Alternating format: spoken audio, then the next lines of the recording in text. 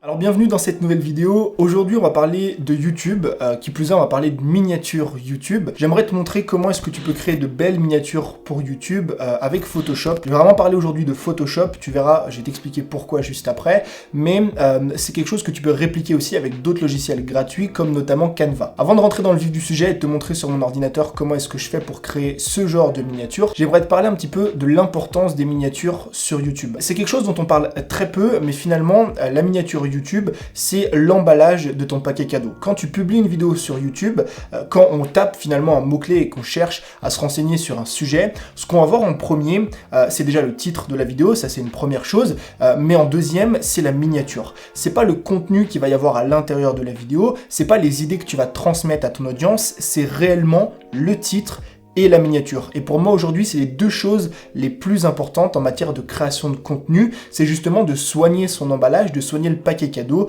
pour donner envie aux gens de cliquer sur la vidéo, de cliquer sur l'article, de cliquer sur le podcast pour aller écouter ce que tu as à dire et justement développer ton audience. Donc la première chose qu'on va faire, c'est d'abord qu'on va ouvrir Photoshop. La première miniature que je vais te montrer, qu'on va créer ensemble, c'est vraiment une miniature qui se fait avec des logiciels comme Photoshop payant parce que tu vas voir qu'on va créer des calques. Mais la deuxième miniature que je vais te montrer juste après, c'est quelque chose que tu peux répliquer avec n'importe quel autre logiciel gratuit, comme par exemple Canva, que je te mettrai juste en dessous dans la description. La première chose que tu as à faire, c'est de créer tout simplement un nouveau projet, donc un nouveau document aux dimensions d'une miniature YouTube. Les dimensions des miniatures YouTube, c'est 1280 par 720p. Pour ce faire, tu as juste ici à mettre en largeur 1280 par 720p et prête bien attention aux pixels, donc aux dimensions, c'est pas en pouces, c'est pas en centimètres, c'est bien en pixels. Tu vas cliquer sur créer et là justement tu vas avoir ton projet. Maintenant que tu as ton projet qui est créé, ce que tu vas faire c'est tout simplement que tu vas importer l'image de ta miniature juste ici. La chose que je te conseille de faire réellement si tu as envie de faire passer tes miniatures à un niveau supérieur, c'est vraiment de prendre des photos qui sont dédiées aux miniatures. Ce que j'ai fait pendant très longtemps, c'est de prendre un screenshot de la vidéo de moi en train de parler et d'essayer de mettre un titre dessus pour créer une miniature. Mais il y a une réelle différence entre une photo qui a été prise exprès pour une miniature et une photo qui a été capturée durant ta vidéo. C'est pour ça que je te conseille aujourd'hui, si tu as envie de créer de belles miniatures, de prendre des photos exprès pour ça. La photo que j'ai prise juste ici, c'est une photo que j'ai prise tout simplement à Paris, donc tu l'as vu au musée du Louvre. Et ce que je vais faire en fait, c'est que je vais créer une miniature avec le titre vlog, parce que c'est une miniature qui a été faite pour un vlog. Donc ce qu'on va faire, c'est qu'on va utiliser l'outil ici qui s'appelle sélection rapide. En cliquant dessus, tu vas pouvoir en fait sélectionner l'objet que tu as envie de détacher du fond. Je vais t'expliquer juste après pourquoi on va faire ça, mais c'est extrêmement simple. Tu as juste ici à sélectionner en fait tout le bas de l'image. Moi j'ai envie de détacher la pyramide du Louvre, donc du fond, pour pouvoir en fait y insérer un titre derrière. Donc tu peux faire quelque chose d'assez grossier du moment que la pyramide est assez nette, tu verras que le détourage va se faire facilement. Une fois que tu as sélectionné l'objet que tu as envie de détacher du fond, tu cliques sur sélectionner et masquer juste ici. Ensuite, sortie vert, tu vas cliquer sur nouveau calque avec masque de fusion. Tu vas cliquer sur OK. Et là, tu vois du coup qu'on a la pyramide qui est détachée du fond, qu'on a supprimé en fait le ciel, l'arrière-plan. Mais notre miniature ici est très loin d'être terminée. Donc ce que tu vas faire, c'est que tu vas tout simplement cliquer sur ce carré ici. Et en fait, ça va faire réapparaître l'image de fond. Donc là, tu vois qu'on se retrouve finalement avec notre image de base. Mais la seule différence, c'est qu'on va pouvoir tout simplement ajouter un titre entre la pyramide et le ciel. Pour ça, tu as juste à cliquer sur le T ici, qui est le texte. Tu vas taper donc le titre que tu as envie de mettre. Moi, par exemple, je vais mettre vlog. Et là, je vais te montrer qu'en superposant le vlog justement entre les deux calques, eh ben, tu as un titre justement qui se met en arrière-plan. Si tu as envie de modifier un petit peu la police, il te suffit de sélectionner le texte, de cliquer sur le A juste ici et de sélectionner la police qui te convient le plus. Moi, j'aime bien celle-ci, ça fait partie de l'une de mes préférées. Ici, on a l'espacement entre les lettres. Moi, j'aime bien mettre des titres assez espacés. Je vais agrandir un petit peu le texte, le redimensionner, et voilà un petit peu le rendu final. Ce que je vais ajouter juste en dessous, c'est ajouter un deuxième petit texte, un sous-texte on va dire.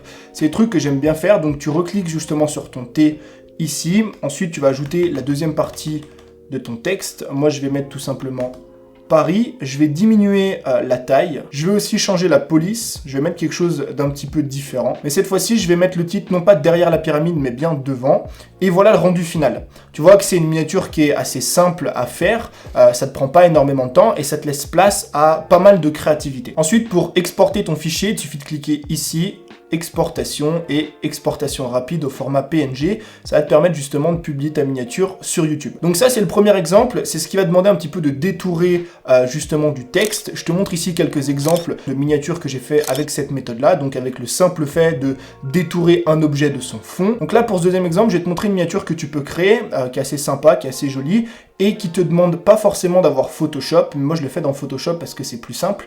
Donc ce que je vais faire, c'est comme tout à l'heure, je vais importer une photo juste ici. Là, vu que c'est en RAW, ça me propose de retoucher la photo. En général, je le fais pour avoir une photo qui est un peu plus claire, un peu plus jolie.